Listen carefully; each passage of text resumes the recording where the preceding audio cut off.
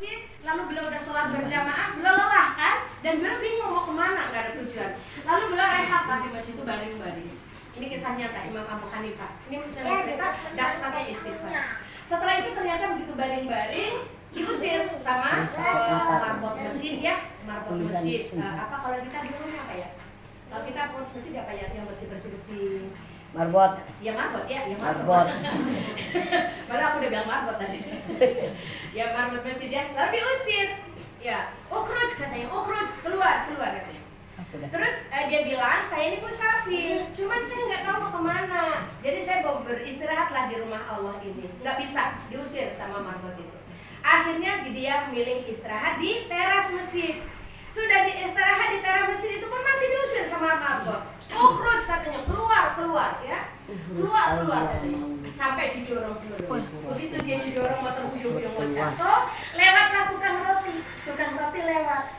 Lalu tukang roti itu melihat adegan begitu kan iba gitu ya. Orang kalau ada rasa kemanusiaan, ada orang teraniaya, ada orang menderita pasti spontan ingin menolongnya gitu ya. Maka itu rasa itu adalah rasa yang Allah berikan ke hati kita. Maka kemudian tukang roti itu menawarkan, wahai Tuan, sekiranya Anda membutuhkan tempat istirahat, aku punya rumah, nggak besar, tapi cukuplah untuk kita istirahat. Baiklah, akhirnya Imam Abu Hanifah, Imam Hanafi ini istirahatlah di rumah tukang roti. Sampai di rumah tukang roti dia istirahat, dia melihat menyaksikan bagaimana aktivitas tukang roti. Karena dia memang penjual roti, dia bikin roti sendiri. Setiap dia menuang tepung ke dalam baskom, dia baca istighfar. Ngayak tepung istighfar, nyurahkan air istighfar, bahkan ngadunin istighfar,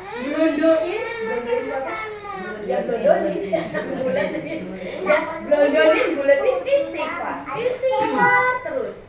Maka istighfar.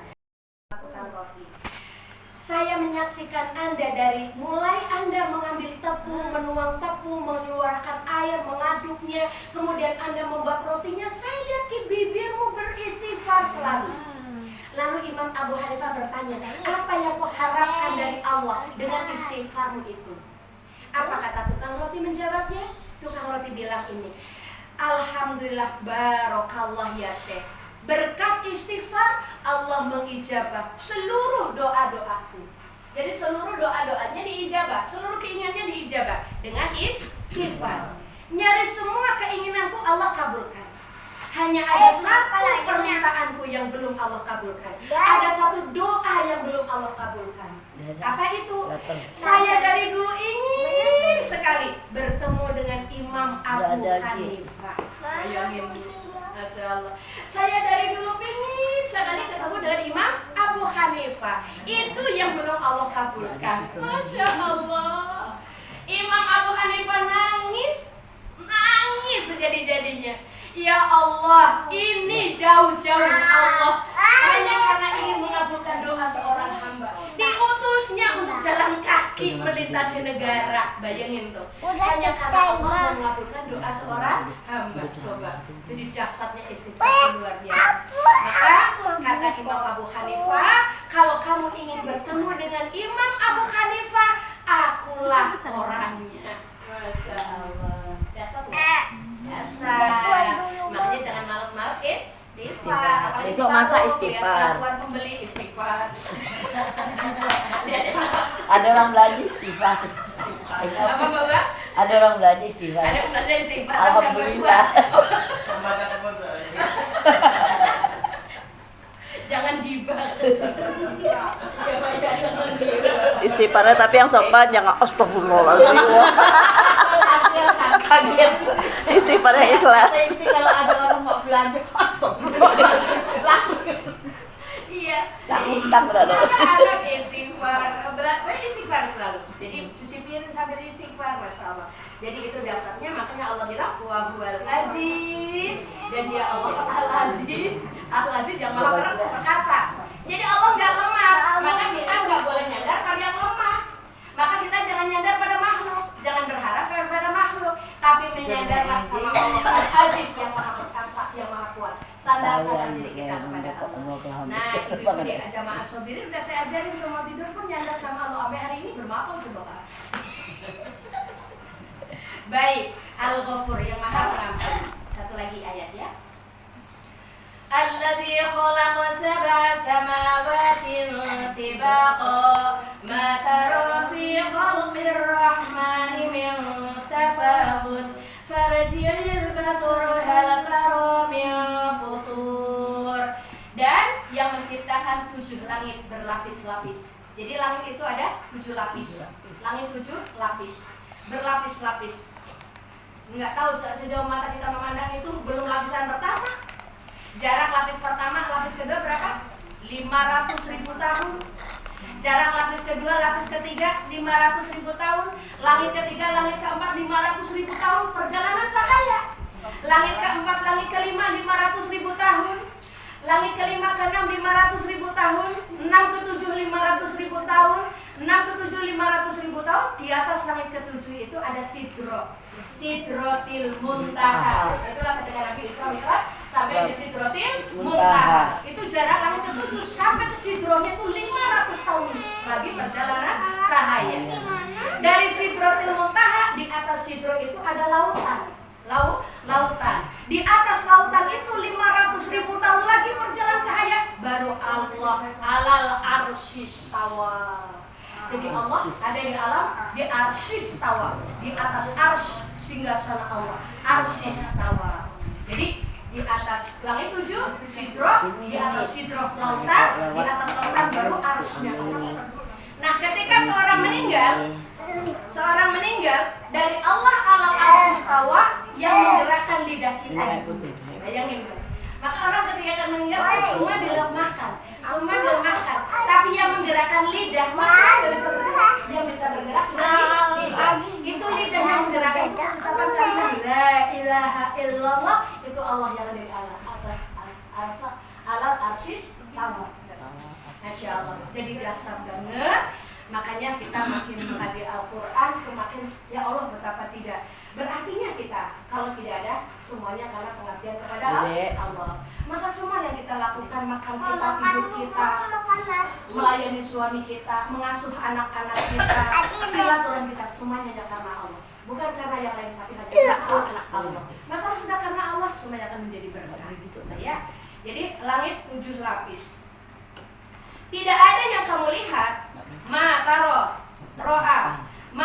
tidak ada yang kamu lihat fi khalqi dalam penciptaan Ar-Rahman yang Maha Pengasih itu.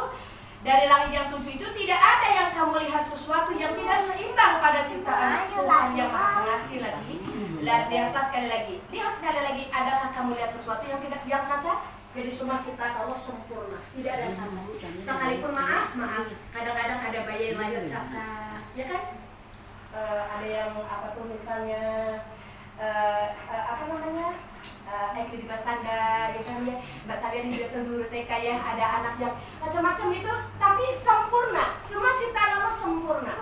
Maka saya pernah cerita di Bandung itu ada seorang anak yang lahir cacat otaknya, ya otaknya cacat.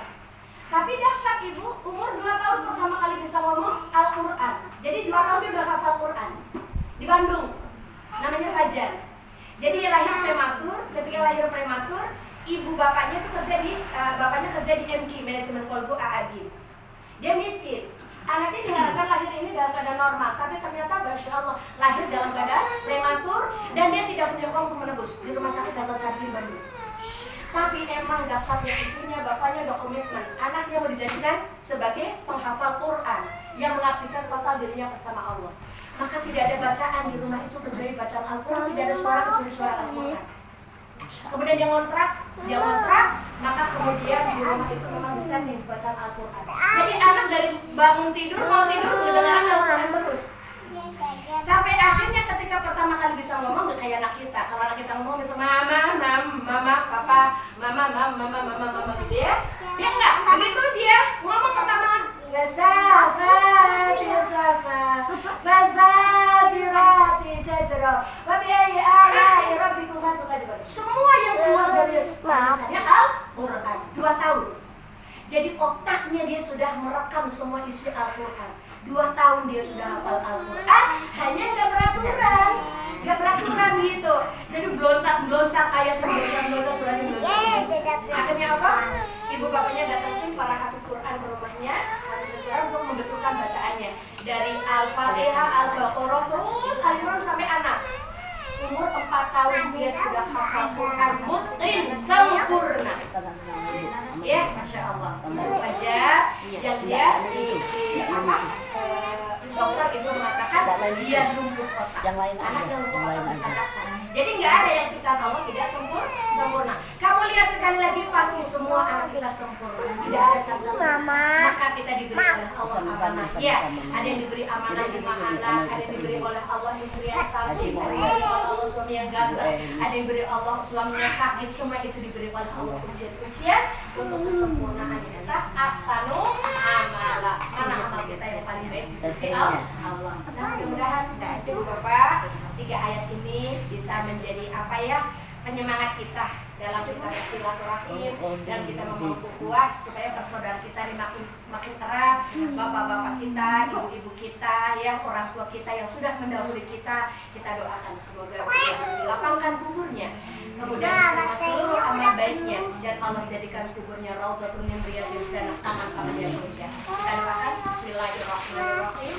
Allahumma ighfir lahum warhamhum wa afihim wa'fu anhum wa akrim nuzulahum wa wasi' madkhalahum wa aghsilhum bima'i wa salji wa barati wa naqihi minal khataya kama yunqal sawbul abyadu minad danas wa abdilhum daran khairan min darihim wa ahlan khairan min ahlihim wa qihim fitnatal qabri wa adzabannar.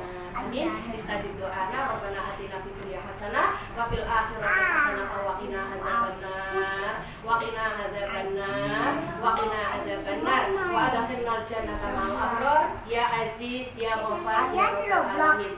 Wassallallahu ala nabiyyina Muhammadin wa ala alihi wa sahbihi wa barik wasallam walhamdulillahi rabbil alamin. Taqabbalallahu minkum Minna ya karim. Bagi yang di rumah Al-Quran ini ada terjemahan yang belum